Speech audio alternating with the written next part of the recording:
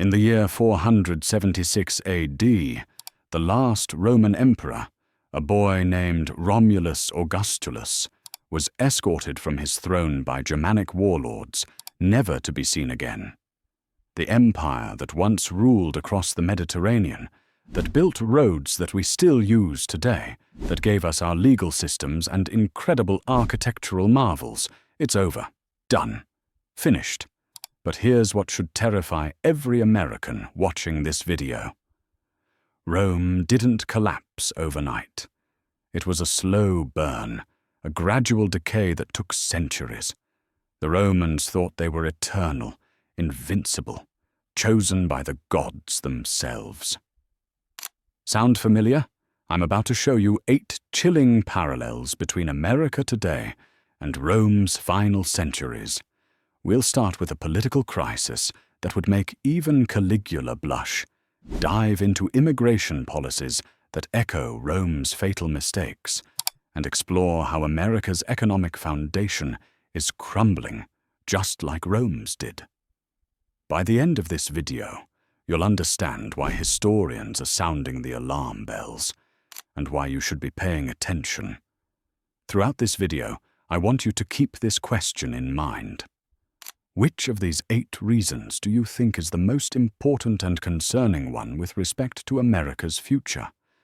Trust me, you'll want to stick around for reason number 6, because it's one point of comparison that even Rome's harshest critics didn't see coming. Reason 1. Political polarization, when emperors go rogue and betray their people. Let me take you back to 37 AD. Caligula has just become emperor, and Rome is about to experience what happens when absolute power meets absolute ego. This guy made his horse a consul, declared himself a god, and spent the empire's treasury on golden statues of himself. He forced senators to worship him, demanded divine honors, and once famously said he wished all of Rome had a single neck, so he could cut it with one blow. Sound like anyone we know? Now, I'm not saying Donald Trump is Caligula. Caligula never had Twitter, thank the gods. But the parallels are unsettling. Both leaders weaponized division, turned politics into spectacle, and convinced their followers that they alone could save the empire. Both demanded absolute loyalty, and treated any criticism as personal betrayal. Trump's presidency didn't create American political polarization, but he has without doubt supercharged the animosity and widened the division between political parties like never before. Just like Rome's later emperors, Trump treated political opponents not as fellow citizens with different ideas, but as enemies of the state who deserved destruction, even deportation. Remember when he called Democrats treasonous for not applauding his State of the Union? Caligula literally executed senators for not praising his speeches enthusiastically enough. No joke. The comparison gets even more chilling when you look at how both leaders handled power. Caligula ignored the Senate, ruled by decree, and filled government positions with unqualified cronies. Trump bypassed Congress whenever possible, governed through executive orders, and appointed family members to senior positions. Both men treated the government like their personal property, rather than a public trust. But here's where it gets really scary. Rome's political polarization didn't end with bad emperors. It became systemic, a cancer that metastasized throughout the entire political system. Senators stopped working together, the military chose sides, and eventually, different parts of the empire started supporting different claimants to the throne simultaneously. Does January 6th ring any bells? How about election denial? Or the fact that significant portions of America refuse to accept election results they don't like? The Roman historian Tacitus wrote about how political discourse became so toxic that even private conversations were dangerous. Citizens couldn't trust their neighbors, friends turned into informants, and political loyalty became more important than truth or competence. Today we have families splitting apart over politics, friendships ending over Facebook posts, and half the country believing the other half is literally trying to destroy democracy. We're not there yet, but Rome shows us exactly where this road leads, to civil war and collapse. Reason 2. Immigration and border crisis. The barbarian verse, the illegal immigrants. This brings us seamlessly to immigration, Trump's absolute obsession and political lifeline. The man talked about the wall more than Pink Floyd talked about walls, bricks, and education, and his fixation on illegal immigrants became the cornerstone of his entire political identity. Every rally, every speech, every tweet somehow circled back to immigrants as the source of America's problems. But here's what's fascinating and deeply ironic. Rome faced the exact same challenge, and their response tells us everything about how civilizations rise and fall, and how fear can destroy what made you great in the first place. For centuries, Rome was incredibly successful at integrating immigrants. They took Gauls, Germans, Spaniards, Africans, Syrians. Anyone willing to serve in the legions could earn Roman citizenship. It was like the ultimate melting pot, except with more gladiators and better roads. Some of Rome's greatest generals were immigrants. Trajan was Spanish. Septimius Severus was African. The Roman army was basically the world's first multinational corporation, and it conquered everything because it combined the best talents from everywhere. But as Rome grew weaker and more paranoid, fear replaced confidence. Instead of integrating barbarian tribes like they used to, they started building walls. Literally. Hadrian's Wall in Britain, the Antonine Wall, fortifications along the Rhine and Danube. Sound familiar? The Romans started seeing immigrants not as potential citizens who could strengthen the empire, but as existential threats who would pollute Roman blood and destroy Roman culture. Trump's rhetoric about immigrants poisoning the blood of America would have been perfectly at home in late imperial Rome, where xenophobic emperors blamed foreigners for everything from military defeats to moral decay, economic problems to divine punishment. The language is almost identical. Invasions, infestations, contamination, replacement.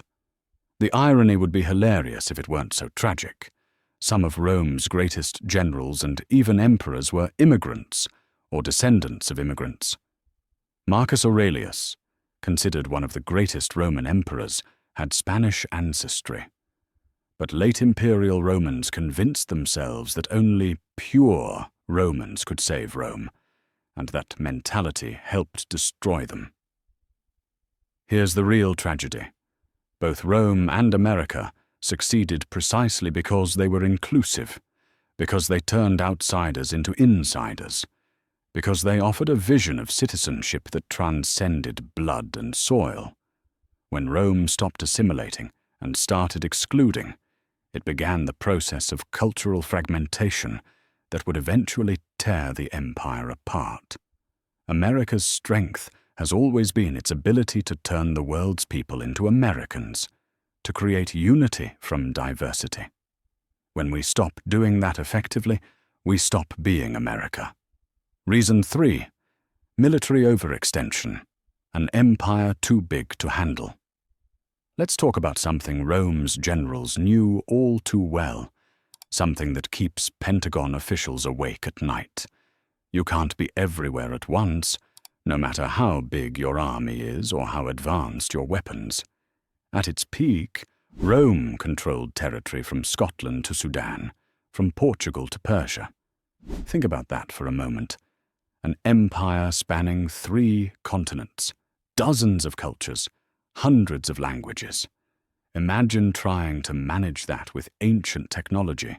No phones, no internet, no satellites. Messages taking months to travel by horseback. It was like trying to run Amazon from a horse and cart while your competitors have jets. America today controls military bases in over 80 countries. We've got troops in places most Americans couldn't find on a map with a GPS and a geography degree.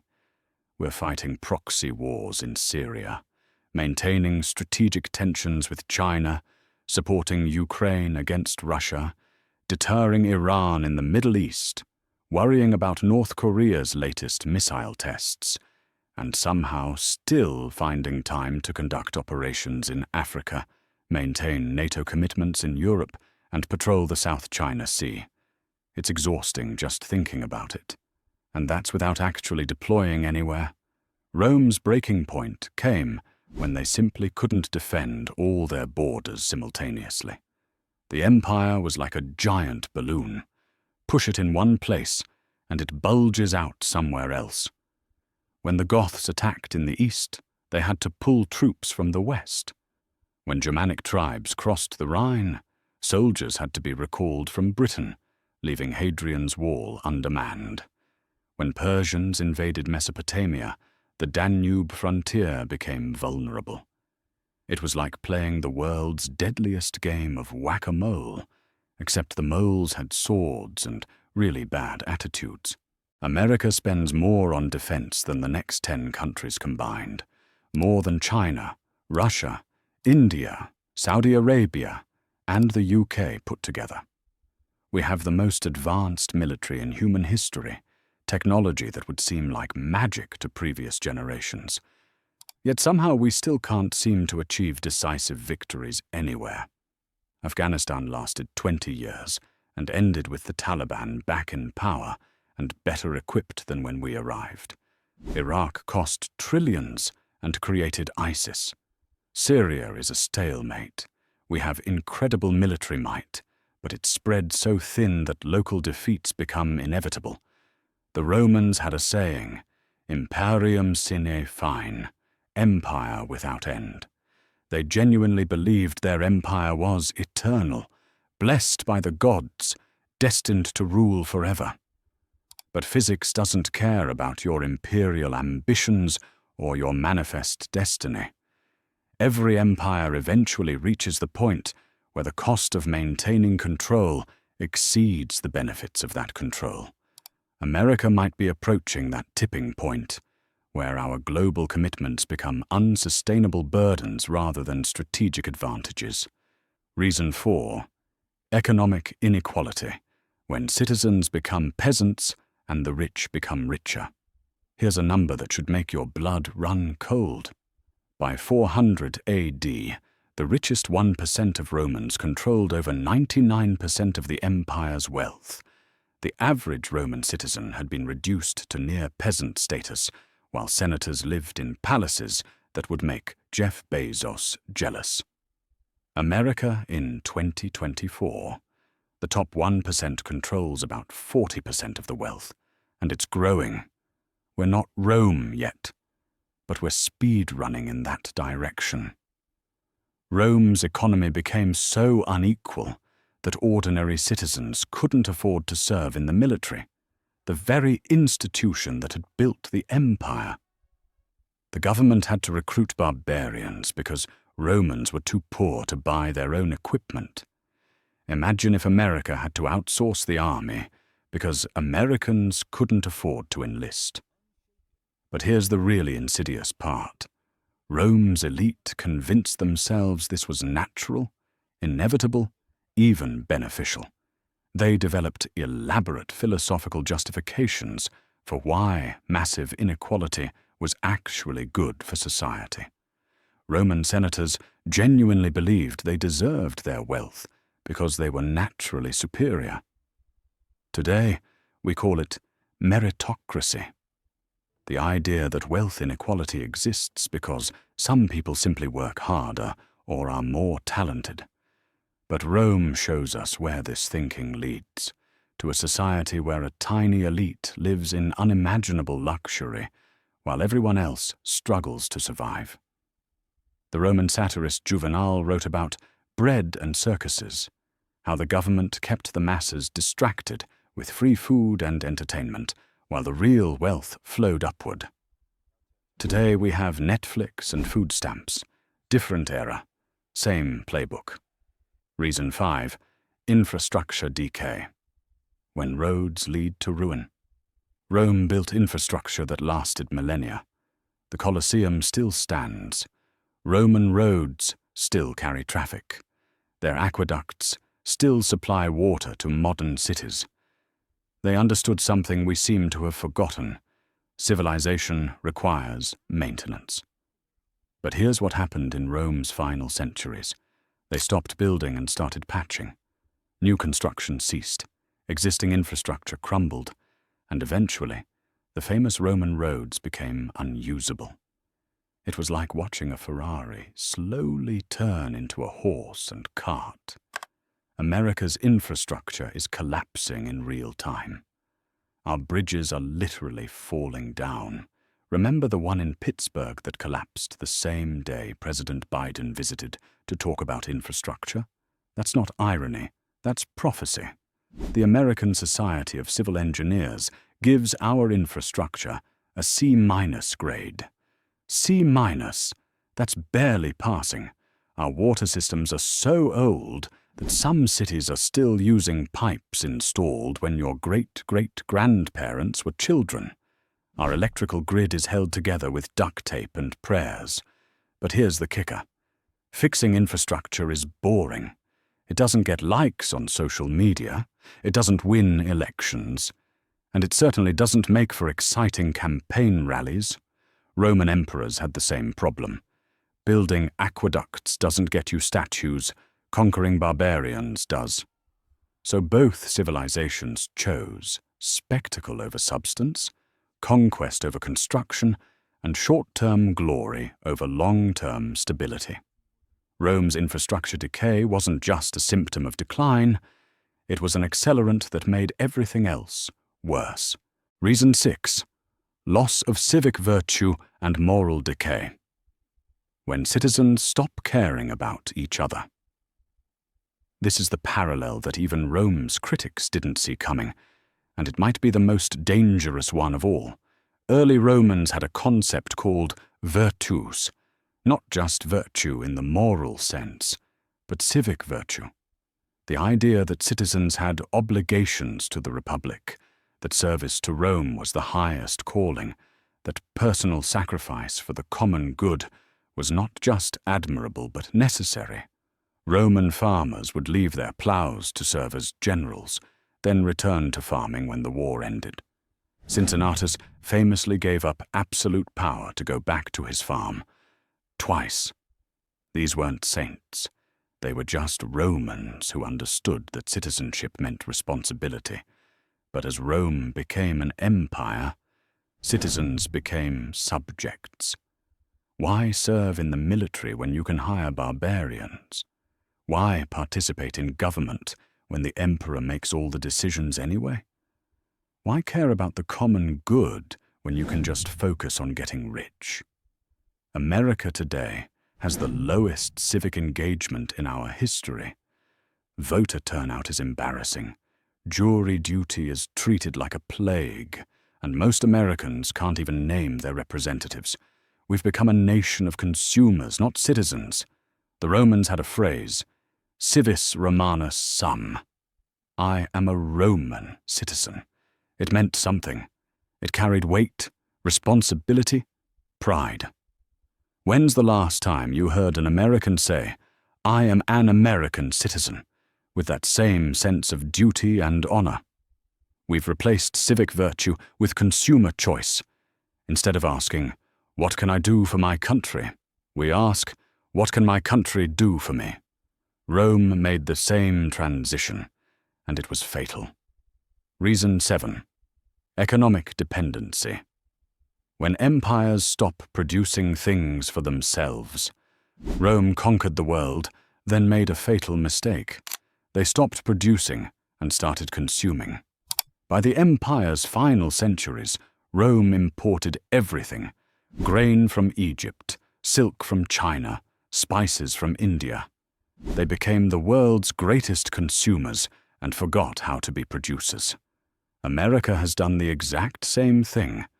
We've shipped our manufacturing to China, our call centers to India, our software development to Eastern Europe. We've become an empire of consumers supported by the productivity of others. Here's a terrifying statistic. America imports 5 times more than it exports to China. We're literally dependent on our biggest rival for the basic necessities of modern life. Imagine if Rome had been dependent on Germanic tribes for food and weapons. Actually, don't imagine it. That's exactly what happened, and it's how the barbarians eventually took over. The Romans convinced themselves that this was progress. Why waste time farming when you can focus on higher pursuits like philosophy and gladiator games? Why manufacture goods when you can import them cheaper from barbarians? But economic dependency creates vulnerability. When Egypt stopped shipping grain, Romans starved. When Germanic tribes stopped trading, Roman armies went without equipment. The empire that once produced everything became helpless without imports. America's supply chain crisis during COVID was just a preview. We couldn't even make masks and ventilators without China. If that doesn't terrify you, you haven't been paying attention to Roman history. Reason 8. Financial crisis. Sky-high debt and currency devaluation. Finally, let's talk about money. Specifically, what happens when you don't have any. Rome's fiscal crisis began with a simple problem. They spent more than they collected in taxes. Sound familiar? Their solution was equally simple and equally disastrous. They debased their currency. They melted down silver coins and mixed them with cheaper metals, creating more coins with less actual value.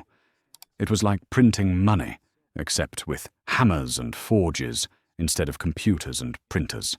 The result was predictable. Inflation destroyed the Roman economy.